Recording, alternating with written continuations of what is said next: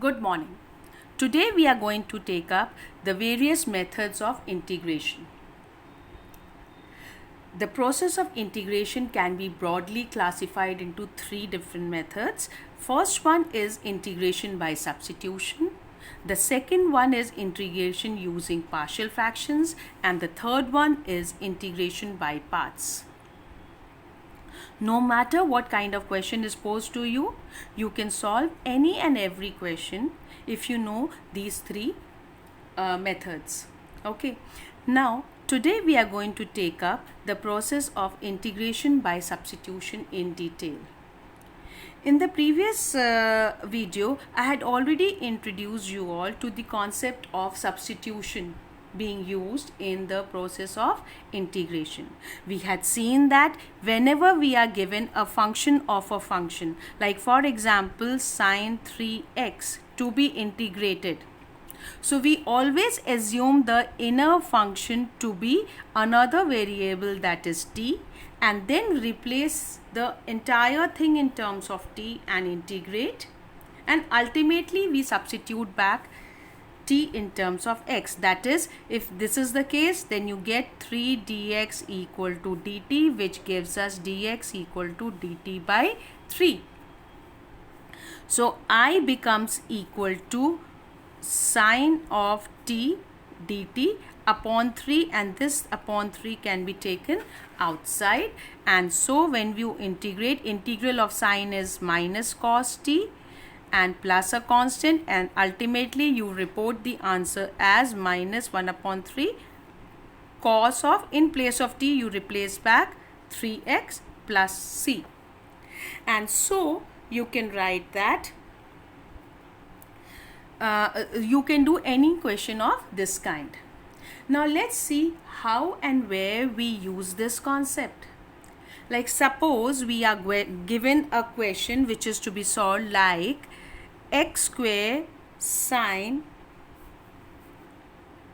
x cube plus 1 into dx. Suppose we are required to find the integral of a function like this. Now what do? Here it's a function of a function also, and there is another function multiplied to it. So what we do is, we first of all, the inner function has to be substituted. So first we observe the relation between the inner function and the one which is being multiplied to the main function. So we can clearly see that x squared comes in the is a part of the derivative of x cube plus 1. So mostly if you are given a function, the product of two functions in such a manner where one function is a derivative of or is a part of the derivative of the another function, then that function we assume as, we substitute as something, another variable. Let's say that we put x cube plus 1 as t. So what do we get? This gives you 3x square dx is equal to dt, and now we get x square dx equal to dt. This portion of this integral, that is x square, gets absorbed in this dt, and so you get I is equal to, in place of x cube plus 1 you will be writing t, and in place of x square dx you will be writing it as dt by 3, and now it's in the standard form. You get it as 1 by 3 sine t dt, which gives you 1 by 3 minus cos t plus c, which gives you minus 1 by 3 cos t plus 3, which can be written as, again substituting back the value of t as x cube plus 1, you get the answer as this. Similarly, if the question is something like, let's say you get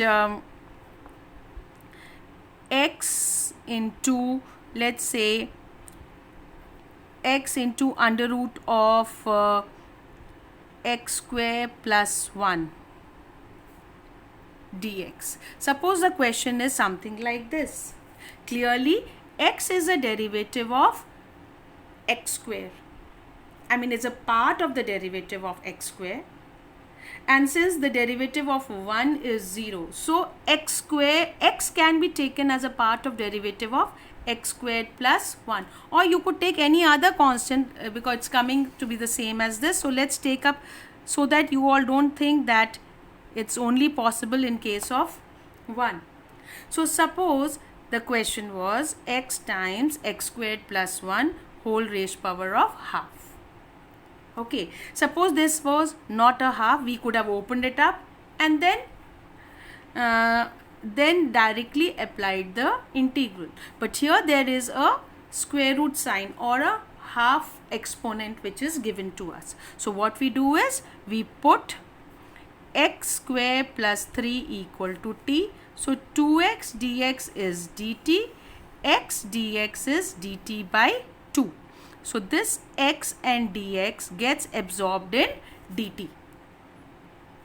And I becomes equal to x square plus 3 is t raised by half into x dx is dt by 2. Now integrating, we get the integral of t raised by half is 3 by t raised by 3 by 2 upon 3 by 2. And this half is already there plus c. This and this gets cancelled. You are left with I is equal to 1 by 3. Replace back t in terms of x squared plus 3 raised by 3 by 2 plus c, which can be easily solved. So what do we observe? That if you are given a function or product of two functions such that, let's say, one function is function of a function and it is multiplied to another function g dash x. Suppose the given integral is in this form, that is function of a function into derivative of the inner function into dx. Then what we do is we simply put gx as t so that g dash x dx becomes dt and I becomes equal to f of t dt, which is simply whatever is the answer. Okay, so you can simply find the integral of this, write the answer and then replace back t in terms of gx. So let's say if suppose the integral of fx is capital F t plus a constant and I becomes equal to, integral remains as it is and in place of t you write gx and that is the answer. So this is what we try to do, that whenever you are given such a question that product of two functions are given to us, we try to locate that function whose derivative is already given in the product so that it gets absorbed in dt when we substitute that inner function as t. So let's see how we do that. So let's take up a question like suppose you are given, let's take up exercise question number 1 from exercise 7.2. So what do we get? You are given 2x upon 1 plus x square into dx. Okay, now we have to solve this. This is clearly, either you can say that it's a quotient of two functions, or what we can say that it is product of two functions. First function can be written as 1 upon 1 plus x square and the second function is 2x into dx.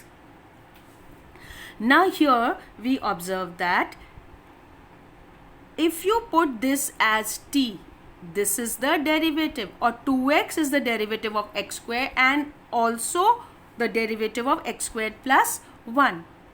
So we put 1 plus x square as t so that 2x dx is dt. So this gets absorbed in dt. We get I is equal to dt over t. Now this, the integral of 1 upon t, we know it is equal to log of mod t plus c. Now replace back t in terms of x. So what do we get? What is t? 1 plus x square plus c, and this is the answer. So that's what we observe, that we try to locate